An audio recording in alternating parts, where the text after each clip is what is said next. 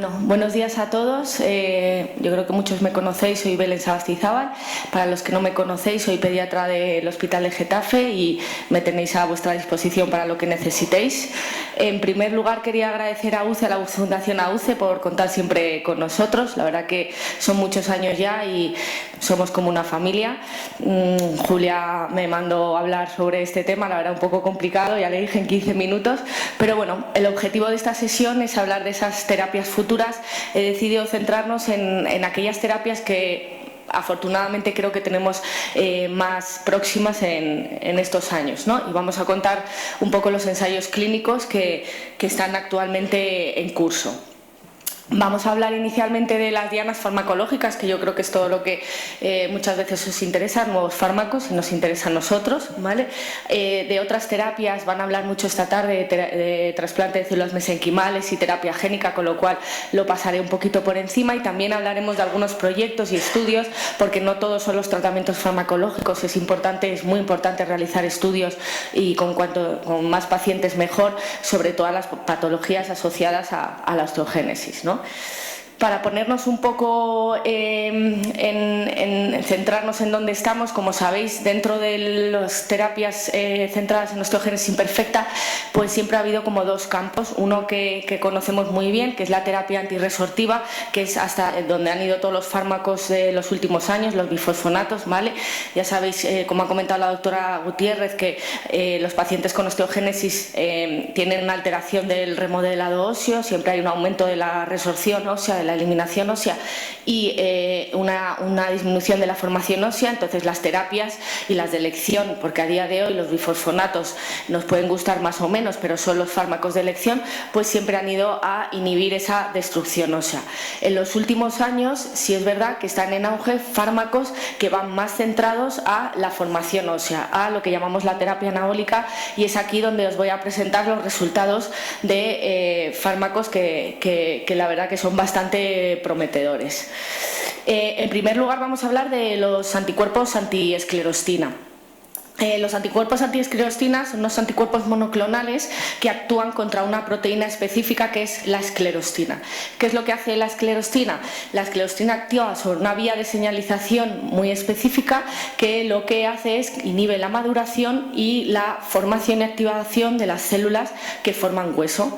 Con lo cual, en condiciones normales, si nosotros ponemos un inhibidor, un anticuerpo que inhibe a la esclerostina, el objetivo va a ser aumentar la formación ósea, aumentar la masa ósea y por consiguiente esa fuerza ósea.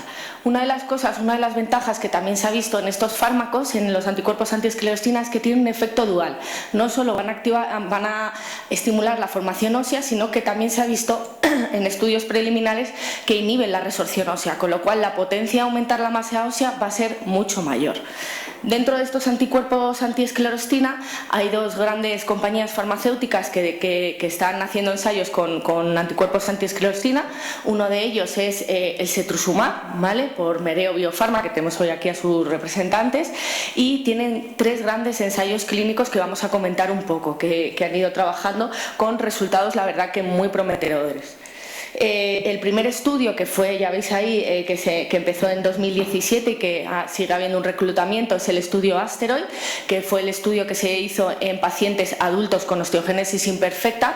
Decir que siempre hablan de tipos de osteogénesis imperfecta, tipo 3, tipo 4, pero que esto es para hacer hincapié en que los estudios siempre se hacen inicialmente en las osteogénesis más frecuentes, que cuáles son las que afectan a los genes COL1A1, COL1A2, con lo cual en los criterios de inclusión otros tipos de osteogénesis imperfecta por otras mutaciones inicialmente no entrarían, ¿vale?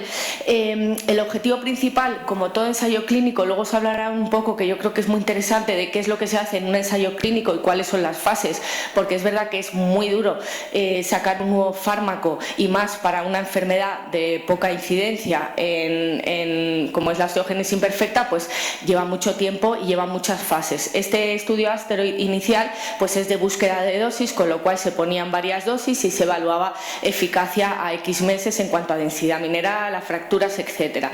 Sí que este estudio tuvo sus primeros datos preliminares publicados en el 2020 y este estudio demostró que el tratamiento con Cetrusumab produjo un efecto claro, dosis dependiente, obviamente había más menos dosis y a mayor dosis la respuesta fue mejor en cuanto a la formación de hueso en distintos puntos anatómicos, ¿vale? En julio del 2023 este estudio sigue abierto y van captando más pacientes para ver a largo plazo el tratamiento mantenido con Cetrusumab, ¿vale?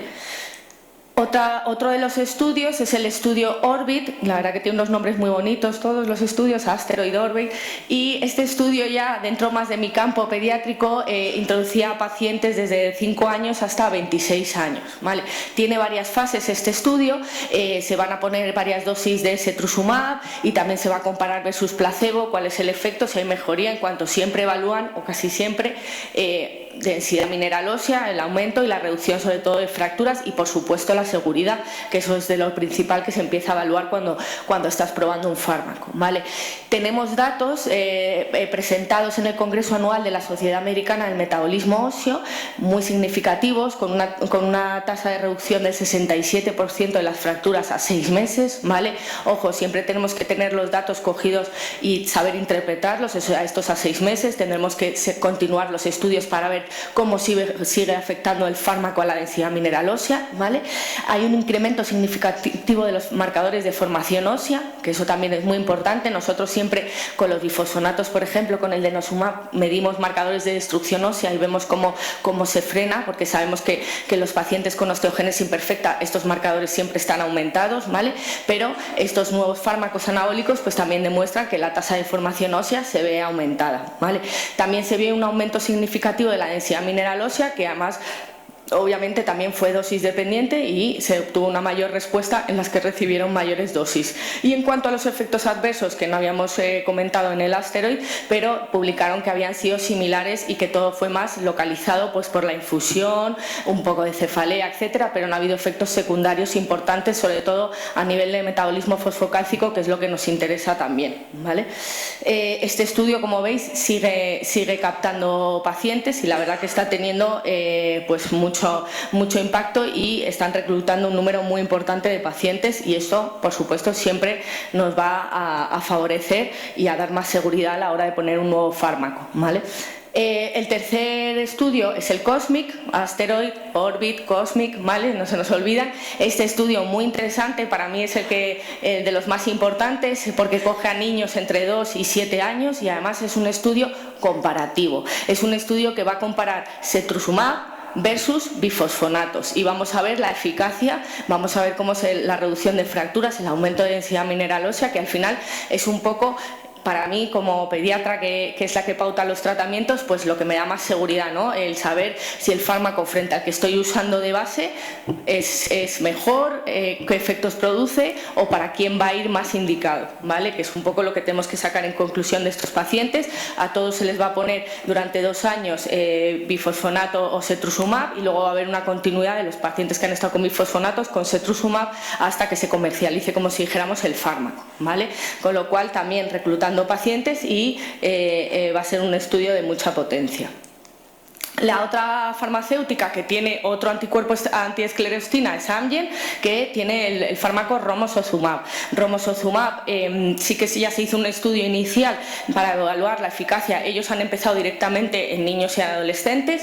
Este estudio se empezó en 2020, se terminó en 2023 y todavía estamos esperando la conclusión de todos los resultados. Inicialmente pues era una búsqueda de dosis del fármaco, efectos secundarios, etcétera, y simplemente saber que es verdad que el Romosozumab pues en España ya ha sido autorizado para el tratamiento de osteoporosis, no osteogénesis imperfecta, sino mujeres con osteoporosis, y esto siempre da un poquito más de salida porque ya sabéis que la mayoría de los fármacos empiezan a usarse en osteoporosis y los extrapolamos a osteogénesis, ¿vale? Entonces aquí sí que ha dado cabida a que empiecen a aparecer publicaciones de pacientes adultos con tratamiento, aunque no haya habido un ensayo como tal, pero tratamiento con Romosozumab romosozumab para la mejoría de la densidad mineral ósea, y bueno, los resultados son pocos pacientes, esto no es significativo, no podemos aplicarlo a todo, pero en pacientes aislados la respuesta que publican es buena.